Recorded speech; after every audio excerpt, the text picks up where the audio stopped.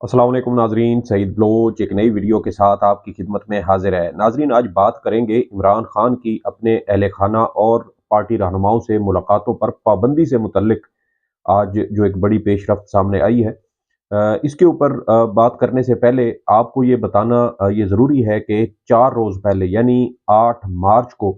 मैंने एक वीडियो की थी और उस वीडियो में मैंने ये बताने की कोशिश की थी कि दर हकीकत ये जो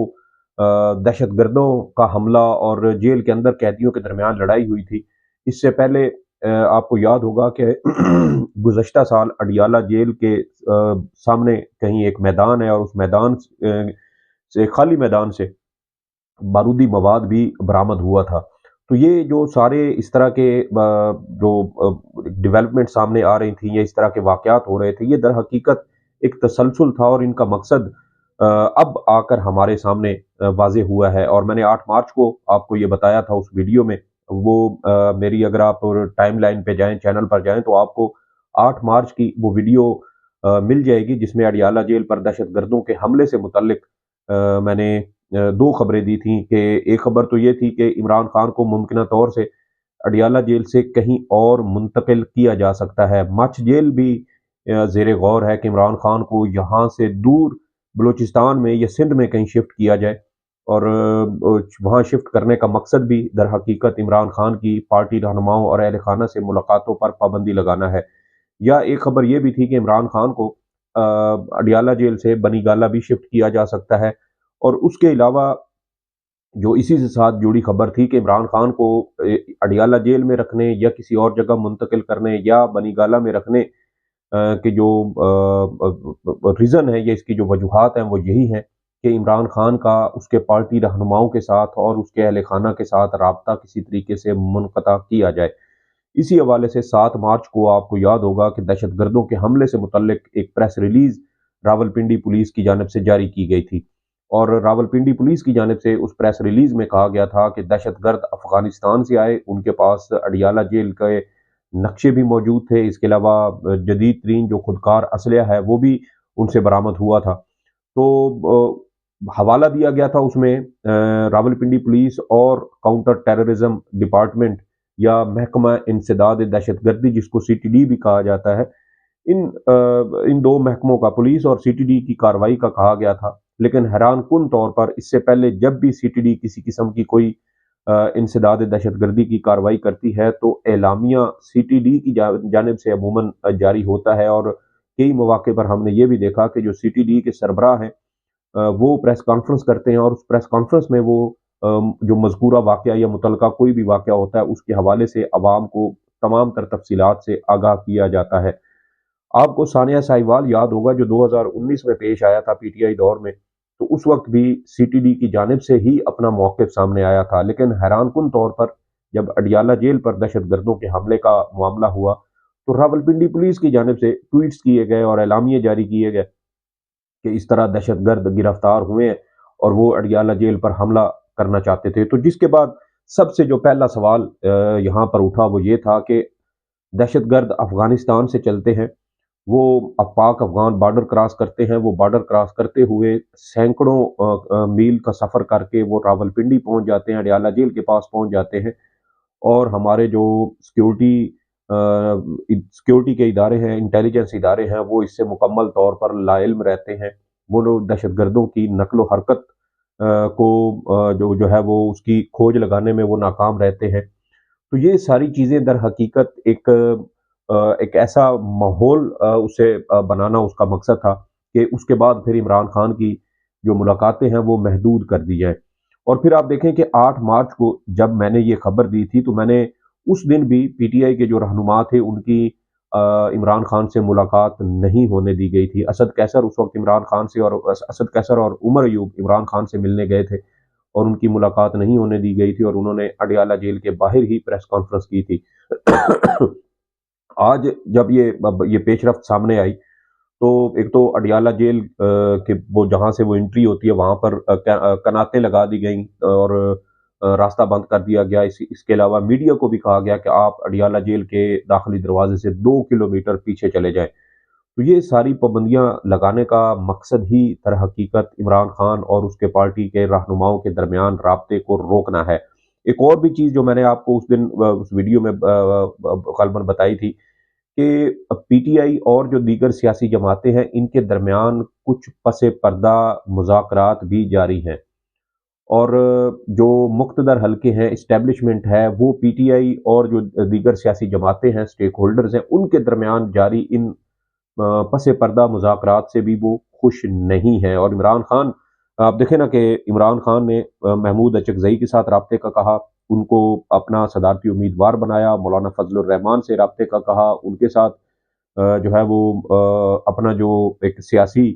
نقطہ نظر تھا وہ مولانا کے سامنے رکھا، اور پھر مولانا، آپ دیکھیں کہ مولانا 2 سے 3 پریس کانفرنس میں پی ٹی آئی کے موقف کی حمایت کر چکے ہیں۔ اس کے علاوہ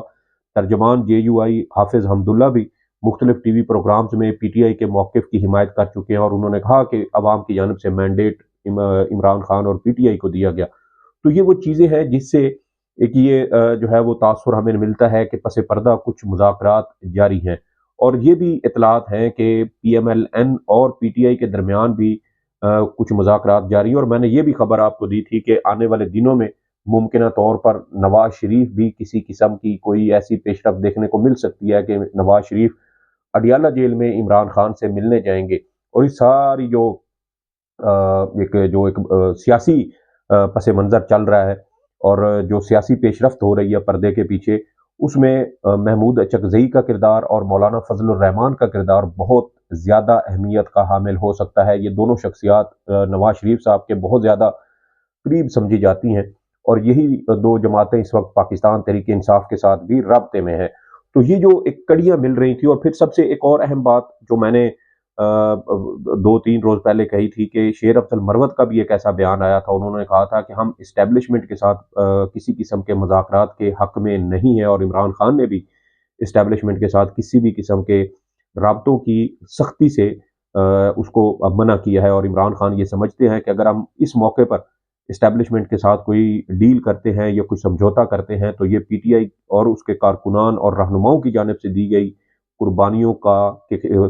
کے ساتھ یہ غداری کے مترادف ہوگا۔ اور شیر افضل مروت نے یہ بھی کہا تھا کہ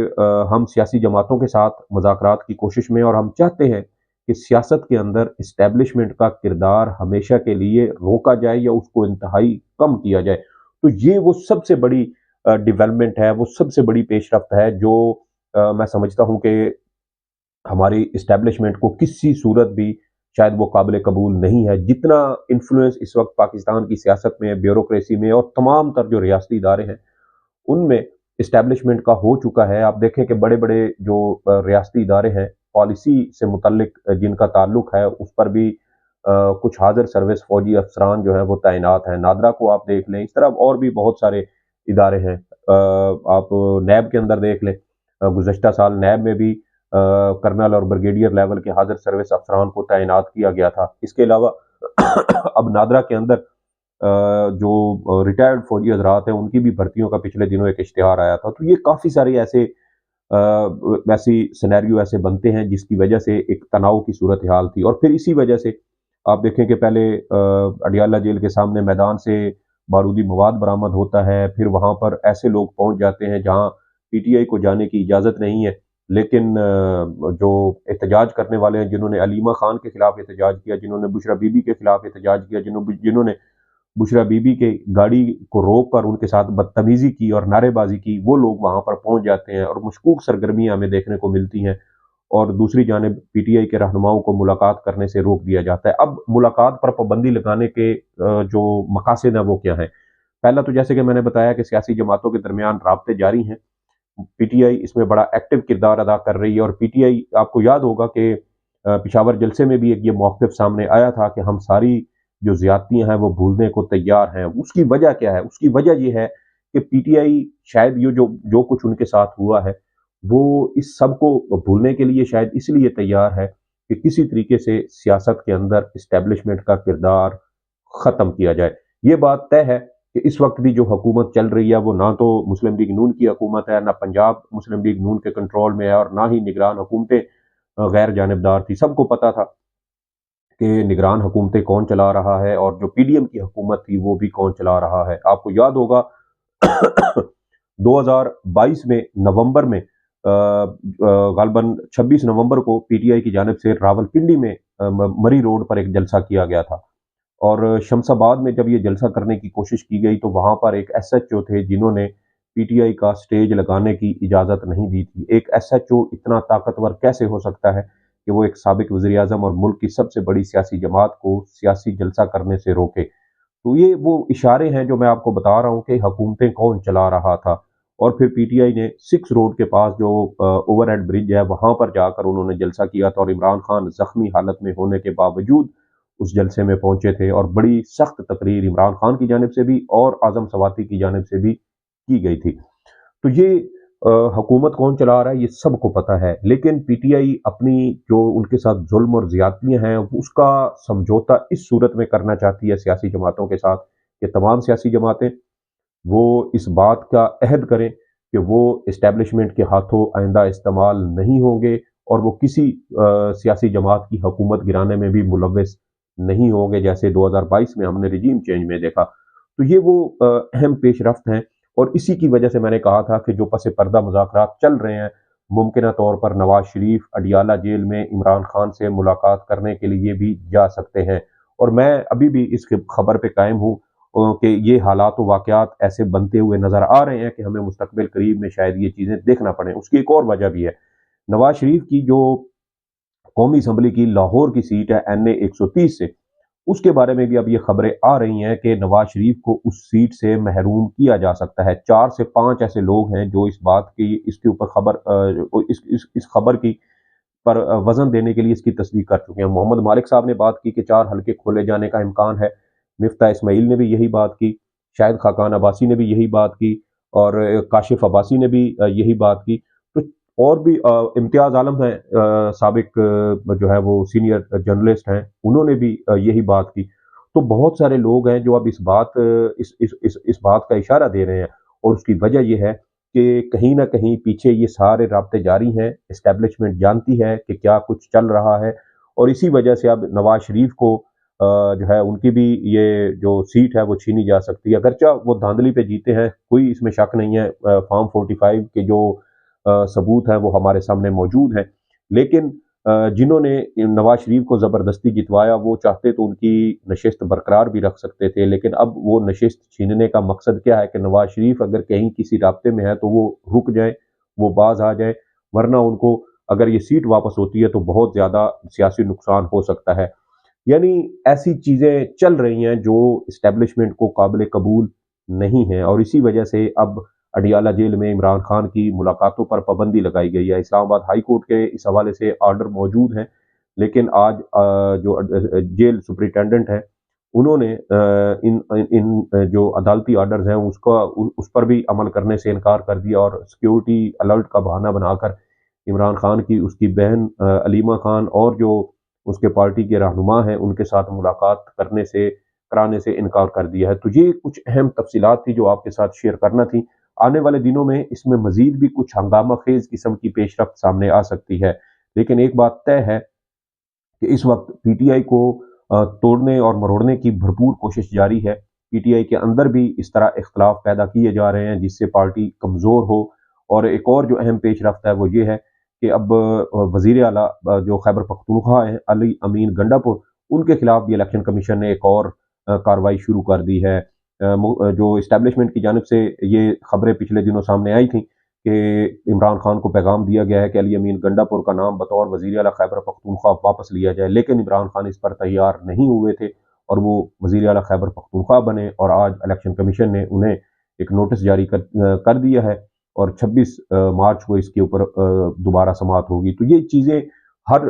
کڑیاں اگر آپ ملائیں تو آپ کو وہ ساری ایک پکچر بنتی ہوئی نظر آتی ہے کہ عمران خان کے پارٹی رہنماؤں سے رابطے کیوں ختم کیے جا رہے ہیں، ملاقاتوں پر پابندی کیوں لگ رہی ہے، تاکہ عمران خان